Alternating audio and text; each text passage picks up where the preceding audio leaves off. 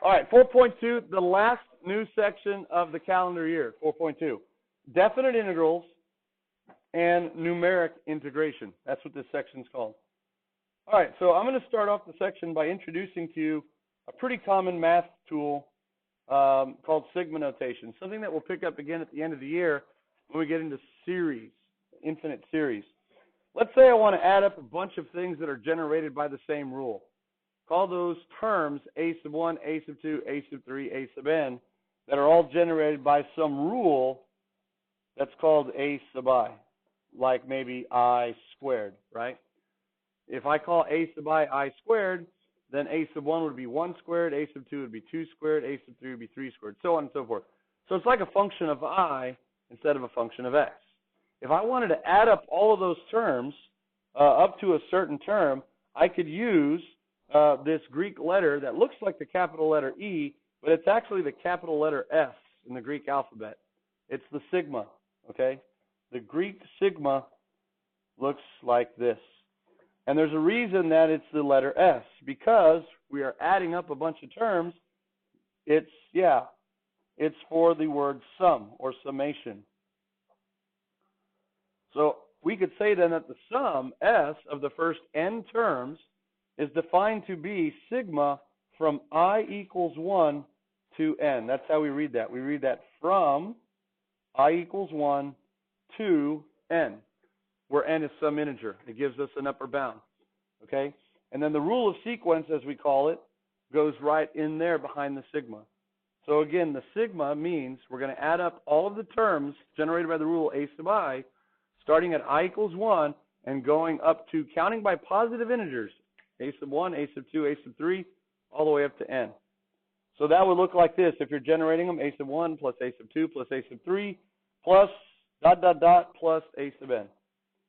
Okay, I is called the index of summation. A sub I is called the ith term. And I equals 1 is called the lower bound, and n is called the upper bound. So the thing about I is an element of the positive integers. We're counting by ones. It's kind of like an index. It's a counter. Keeps track of what term you're on. So let me show you how it works. Here's example 1. It says to evaluate. You walk up there, you see the sigma. You would read that as the sum from I equals 1 to 3 of I squared. So it's kind of like a little miniature loop program, if you're into programming, where you're going through the loop until you get to your upper bound of 3. So to generate the terms, you would say equals. Well, you start with I equals 1, you plug it in, you get 1 squared. Because it's a sigma, you put a plus sign. Now you plug in the next index, which is 2 squared, plus the next index of 3, and you would stop right there because you've reached 3, the upper bound. And I put the wrong thing in the wrong place. I switched those around. That would be 3 squared. 1 squared plus 2 squared plus 3 squared. So if you simplify that, you get 1 plus 4 plus 9, you get 14. So in this case, that sigma from 1 to 3 of I squared is just equal to 14. If you wanted to add more terms, you could increase your upper bound. You don't even have to start at 1. You could start at 2. You could say from I equals 2 to 20 if you want. You're defining the lower bound and the upper bound. And the rule of sequence follows the sigma, and it's a function of the index I. Sometimes we don't use I. Other common values are j, k, and n. We typically use those for index variables instead of x. Okay? This one here is slightly more interesting. Notice we're starting at 0 now instead of 1. And 5 is the upper bound. Now this one's interesting because it has an x and an n in it. We switched our index variable to n. So as we generate the terms in the sequence, or in the series as it's called, when you're adding them together, we're choosing to let n be the variable. So I start by plugging in the first value of n, which is 0, and you get x to the first power all over 2 to the 0 power. Plus, you plug in n equals 1, and you're going to get x to the 2th power all over 2 to the first power. Plus, for n equals 2, you're going to get x to the 3rd all over 2 squared. When x equals 3, you're going to get x to the 4th over 2 to the 3rd. And you can kind of see the pattern already, so you can almost generate the terms without looking back. The next term is going to be x to the 5th all over 2 to the 4th. And then finally, the 5th term will be x to the 6th over 2 to the 5th. This is what we call a power series. And this is what we're going to be studying later in the year. We call it a power series, first of all, because it's a polynomial. It has powers of x, the variable x. And we call it a series because that's what you call anything when you're adding up the terms with the sigma. So this actually represents a 6th-degree polynomial function, okay? And we can actually keep going if we wanted and have this represented by a 7th-degree polynomial, 8th degree, so on and so forth, of degree n. Or in this case, of degree n plus 1. So now you know how sigma works, right? Sigma is just a handy little notation that tells you to add up all the terms from I equals 1 to n. While we're here, if you replace sigma with a capital pi, guess what letter that is in the, it stands for what English letter, I should say? It is pi. It's equivalent to our letter P, right? So if S is for sum, then pi P would be for product, yeah. So this is another operator that we use. This would then, instead of adding the terms, it would go 1 squared times 2 squared times 3 squared. So we would use a pi instead of an S for sigma. All right, but we're not going to do the pi here. We want to know what the sigma is because we want to be adding up a bunch of things that are generated by a routine rule. All right, so now to get into the calculus part of this lesson. We are interested in this section in coming up with an approximation for the area of a region underneath a curve. So for instance, if I have this graph of y equals f of x from x equals a to b. It's a continuous function, and what I want to do is approximate the area under that curve bounded by the x-axis. In other words, the shaded region. So if you were left to your own devices and you had to approximate the area, you might start trying to partition it into smaller intervals that take on shapes that you know how to find the area of, right? Like maybe you'll say, hey, it looks like a circle fits in there nicely. It looks like a triangle would fit in right there. Here's like another triangle right in here. And then let's see, I've got like a parallelogram or something weird right here. Let me do a trapezoid and another trapezoid, and then here's another trapezoid. And then I could put a little triangle there, a little triangle there. Hey, look, here's a little obtuse triangle I can squeeze in, right? And the nice thing is if you're packing that with geometric shapes, that's great. Now you have to find the area of those geometric shapes and add them together, right? Well, look at just the circle. To find the area of the circle, you need to know what r is, the radius. It's going to be hard to systematically measure the radius, right? Because you're just drawing it free-handed out in the middle of space. Unless it's drawn to scale and you're going to go out and measure everything, this is not the best way to partition it, is it? It's not a systematic process by any means either. So what we're going to do is we're going to think about it, look before we leap. All right, so the most basic geometric shape to find the area of, the easiest one would be what? Square is a special type of rectangle. So if you look at the rectangle, all you need to know is the base and the height of a rectangle. And if you multiply them together, you'll find the area. The area is equal to the y value times the x value. So if we could partition this thing into rectangles, that might be a little bit easier. Well, we're not going to do it like this. There's a rectangle, here's a smaller rectangle, there's a rectangle, another rectangle, here's one laying sideways. That's not very systematic, okay? That's not very systematic. So here's what we could do rather. Let's go ahead and figure out how far it is from A to B. That's B minus A, right? That's the total distance. Let me then divide it equally, just to show you the process. Let me divide it into 3 equal segments. I'll call the thickness of each segment, because they're equal, we'll call it delta x. Would there be a systematic way then to find delta x? Sure. You can define delta x to be the total width you're spanning from A to B, which would be B minus A, divided by n, where n is the number of partitions.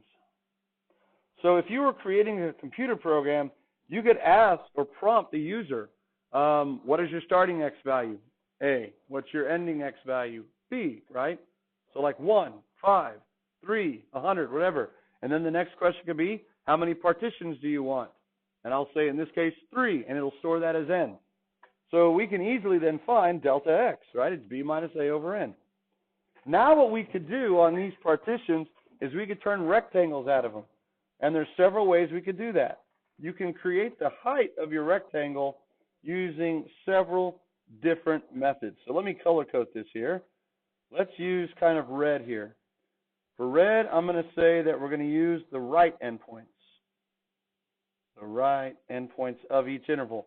So on the first interval from a to a plus delta x, if I go up to the graph at the right endpoint, I'm going to use that as the height of a rectangle on that interval. Okay, so notice now what I'm doing is I'm figuring out, I'm letting that be the rectangle that represents that interval. All right, so what would be the area? I'll call it A for area. It'll be approximately, the height is going to be essentially f of a plus delta x. You know what? That's going to get a little tedious. Let's simplify the notation. Let's call a x sub 0. Let's call this x sub 1. Let's call that x sub 2. And let's call the right endpoint x sub 3. Are you okay with that? We could generate those pretty easily, right? X sub 0 is just a. X sub 1 is just a plus delta x. X sub 2 is just a plus 2 delta x. So we can kind of let the computer calculate those stopping x values in the background. So now if I want the area of that first rectangle, it's just f of x sub 1 times delta x, right? And now I'll go to the next interval here. From x sub 1 to x sub 2, same thing. I'll go to the right endpoint, hit the graph, and then use that as the height of the next rectangle. And I want to find its area. Well, using the same idea, it's f of x sub 2, there's the height, times the same width, delta x.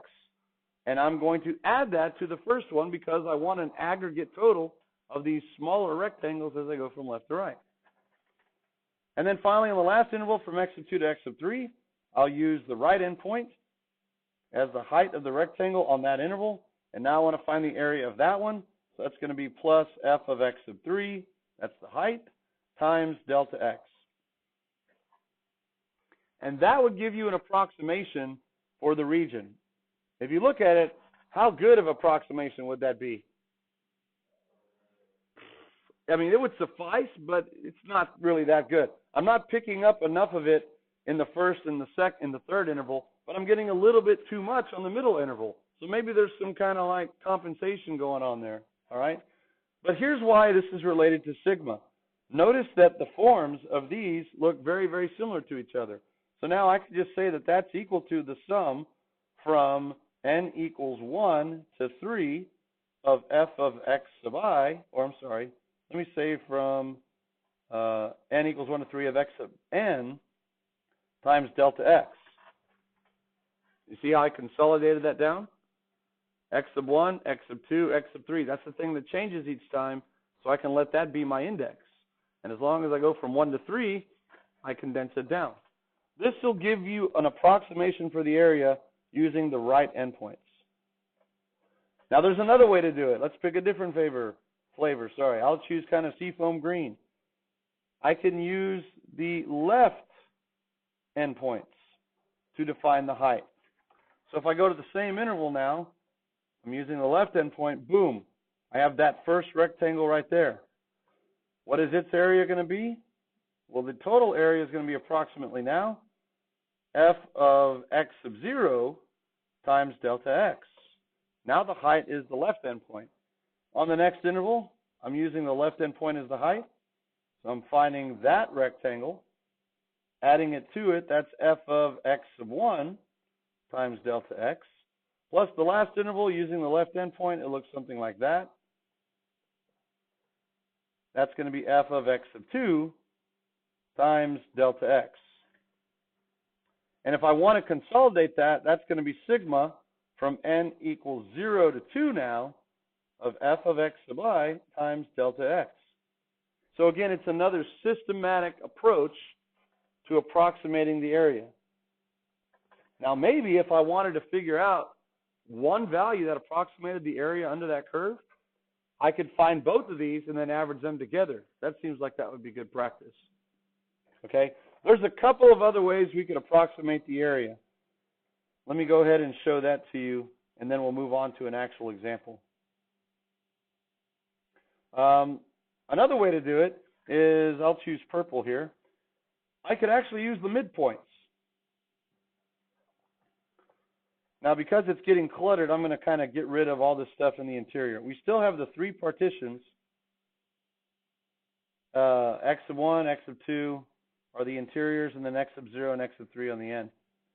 All right, so another way to do it is I can find midpoints. I can come to the midpoint between here. I'll call it X sub M1 for midpoint 1.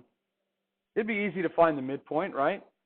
Just add X sub 0 plus X sub 1 and divide by 2.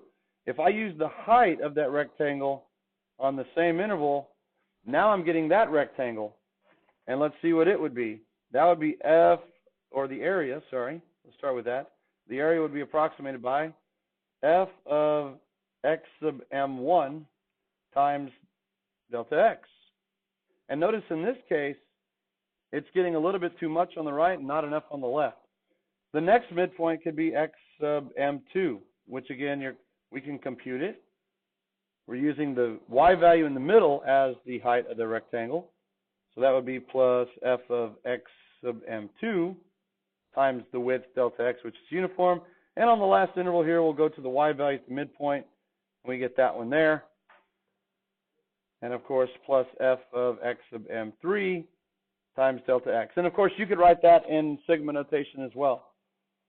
So that's another way you could do it. Now, if you were just going to do one calculation instead of two and then average it, that looks like it might be a little bit better than doing either just the left or the right. Because notice it's kind of canceling out on each interval. So there's one other way to do it. This is the three ways that we could do it with rectangles. But another shape that is really nice to use when you have the x-axis on the bottom is a rectangle with a little triangular top. Very good. A trapezoid.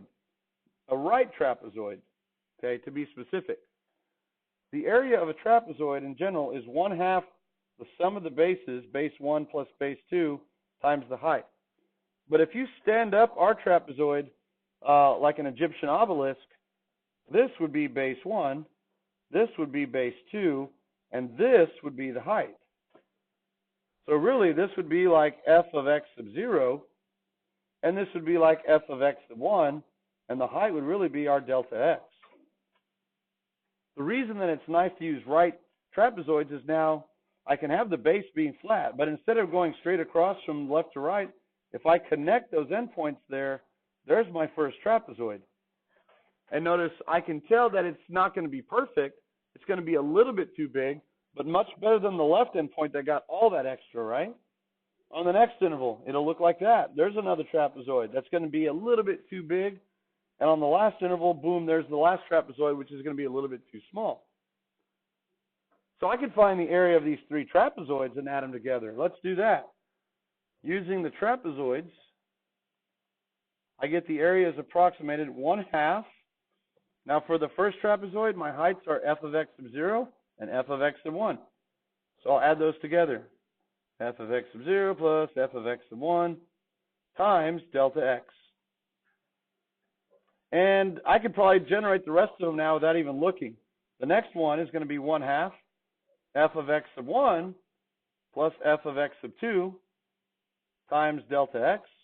And then my last trapezoid is 1/2 F of X sub 2 plus F of X sub 3 times delta X. Now notice before you go to the sigma notation there, you can actually simplify this. I'm using F of 1 twice. I'm using F of 2 twice because those are the interiors. So if I factor out my 1/2, it ends up looking like this. 1/2 F of X sub 0 plus twice F of X sub 1 plus twice F of X sub 2 plus the right endpoint, Y value, F of X sub 3. That right there gives you a systematic way to approximate it. Oh, times delta x. Yeah, I forgot my delta x, which was on the back end. So that's uniform also. I could factor it out. Thank you, Slaughter. So every term up there had a 1/2 and a delta x. So if you factor that out, notice now you're using every single x value, but you're doubling the ones on the interior, which makes sense because this is like a multifamily living complex. You have two exterior walls, f of x sub 0 and f of x sub 3, but every wall on the interior serves two purposes. It's a wall for both the house on the left and the house on the right. Now, there is another way to approximate these areas, not with straight line secant lines, but with polynomial curves. That even gets you a better approximation. That's called Simpson's rule, and we're not going to talk about that. Maybe after the AP exam. This is enough right here. We've got rectangles and trapezoids. Three ways to do rectangles. Right endpoint, left endpoint, midpoint, and trapezoids use secant lines. Okay, now, here's kind of a guiding question. If we're doing this by hand, without a calculator, 3 partitions is going to require quite a bit of work. But computers don't whine or moan when they have to do more than 3 calculations. They'll do 3,000 if they need to, efficiently and quickly. So if we wanted to get a better approximation, what could I do and still use this systematic process? Yeah, put more partitions in. If I just divide each of these partitions in half, look what happens just with the left endpoint. Here's the left endpoint original, left endpoint original, left endpoint original. By breaking them in half, now I have this is my left endpoint and this is my left endpoint. I'm shaving off that much error that I would get with having fewer partitions. Left endpoint, left endpoint, left endpoint, left endpoint. Again, we're shaving off that error. We're shaving off that error. All right, so that is now 6 partitions, which is 6 times the work of 1 partition. What would be better than 6 partitions? 12. Yeah, if I divide these in half again. Okay, now the left endpoint is going to be that and that. And once again, I'm shaving off the error. This process of bisecting each interval and minimizing the error on each interval can proceed till how long? Indefinitely, right? Now, for us, by hand calculations, I'm going to start whining if I have to do this many partitions. But in theory, as you let the number of partitions approach what? Infinity. What's going to happen to your error each and every time? You're going to minimize it and minimizing it. And in theory, if you had infinitely many rectangles in there, do you think it's going to be an approximation anymore? No, the error is going to be approaching 0. And it really doesn't matter if I start with left endpoints or notice what happens if you start with right endpoints. You get that much extra, bisect it, now you're getting this much left off, so on and so forth. So it doesn't matter if you use rectangles, left endpoint, or right endpoint rectangles, midpoint rectangles, or even trapezoids. Here's the idea behind it. This is huge. If you take the limit as n approaches infinity, where n is equal to the number of partitions of the sum from I equals, I'm just going to say 1 to n of f of x sub I times delta x. If you let the number of partitions approach infinity, that's the same thing as letting delta x approach 0. You actually get the area. You don't get an approximation anymore. You get the actual area. So your calculators, your TI-84s, they do a really, really good job of finding exact values of area up to like 7 or 8 decimal points. And they're programmed to approximate areas under irregular surfaces using this very method right here. Now, you could write a computer program that would partition that into a million, a billion, a zillion. And as you create more rectangles, you're going to get better and better approximations. But you're going to get so far down the decimal line that you're not going to even know the difference. But as long as it's still a finite process, it's still an approximation. But notice, when you put the limit in front, you turn it into an infinite process. So this is why the second half of the house of calculus is built on the same foundation as the first. The idea of the what? The limit. Yeah. So it turns out that the two branches of calculus are differential calculus, which is finding slopes of tangent lines, and integral calculus, which is essentially finding the area of irregular surfaces. And they seem entirely unrelated, right? Slopes of tangent lines and areas of irregular surfaces. But it turns out that they're not only both built upon the foundation of the limit, they are actually inverses of each other. That's pretty cool. Because the derivative, remember, is a division process, right? It's dy over dx. Look what we're doing here. We're taking our y values and we're multiplying them by dx. So the derivative ends up being division, and the indefinite integral, as we're going to call it here shortly, ends up being a multiplicative process. So just like division and multiplication are inverses, so are the derivative and the definite integral. All right, so there you go. Right now in this section, we're just going to go ahead and approximate areas of regions using a finite number of partitions, probably no more than 4 or 5. If you could do it for 4 or 5 partitions, you could do it for 500. It just takes longer, a lot longer. So let's go ahead and actually use it on example 2. It says to use 4 subintervals of equal width to approximate the area under this parabola, y equals x squared, from 0 to 1. Now, we're not going to get very far into working it out because we're in here for only 4 more minutes. But at least we can get it set up. So if I'm going from 0 to 1 and I want to partition it into 4, you could bisect it once and then bisect it again. That gives you 4 equal segments. Each of those are going to be the same width, delta x. How do we find what delta x is? There you go. In general, delta x is b minus a over n. It's your total distance you're spanning from a to b, which is b minus a, divided by n, the number of subintervals. So for us, it's going to be exactly what Colin said. It's going to be 1 minus 0 over 4, which is 1/4. Now, we are also computers, believe it or not. We were called computers before the electronic devices or mechanical devices were. So we can actually find those x values. Our first x value is 0. You can call that x sub 0. Our next stop is 1/4, right? What's the next stop? 1/2. That's 1/4 plus a half, and then 3/4, and then 1. So we don't have to refer to them as x sub 0, x sub 1, x sub 2. We're going to be actually doing finite calculations. We could actually just write them on there as whatever they are. Now, tomorrow what we'll do, we'll start off with doing left endpoints, then we'll do right endpoints, then we'll do midpoints, and we'll finish with trapezoidals. And we'll do it all by hand, and then we'll type those into the calculator, and we'll compare them to each other, and then I'll show you how the calculator does it for many partitions, and for the most part, it should be equal to the actual area. Now, some of y'all, if y'all were just like in a jiffy, you had to find it in a jiffy. You could probably just draw one secant line and approximate the area of the triangle, right? Right? 1/2 the base times the height, and then you'll be like, yeah, and I know that's a little too big, so it's going to be a little less than that. What's 1/2 the base times the height here? 1/2, right? 1/2 times 1 times 1. So I know that the actual area is going to be a little bit less than half. How much less than a half? I don't know.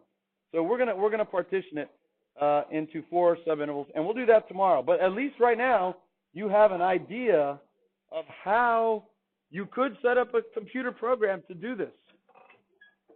All right, systematic approach to finding areas. We'll stop right there for today.